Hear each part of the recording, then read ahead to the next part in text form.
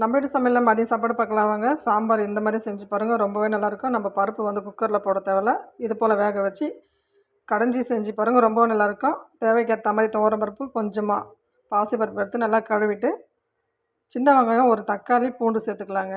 கொஞ்சமாக மஞ்சள்தூள் சேர்த்து கொஞ்சம் பெருங்காயத்தூள் சேர்த்துக்கலாம். தண்ணி வைக்கும்போதே நம்ம தாராளமாக இதை போல் வச்சுக்கலாங்க. இது வந்து ஒரு பருப்பு சட்டிக்கு மாதிரி கடைஞ்சிக்கலாம். அதே பாத்திரம் அடுப்பில் வச்சுக்கலாம். தேவையான எண்ணெய் சேர்த்துக்கலாம். கடுகு, சீரகம், சின்ன வெங்காயம், கருவேப்பிலை, தக்காளி சேர்த்துக்கலாங்க.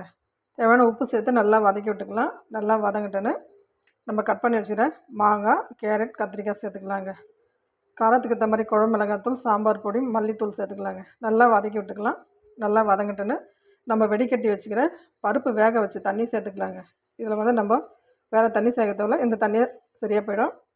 இது உடனே வந்து கொதி வந்துடுங்க. நல்லா காயெல்லாம் நல்லா வேகட்டுன்னு கொஞ்சமாக புளி தண்ணி கரைச்சி சேர்த்து நம்ம கடைஞ்சி வச்சுக்கிற பருப்பை அதில் சேர்த்துக்கலாங்க.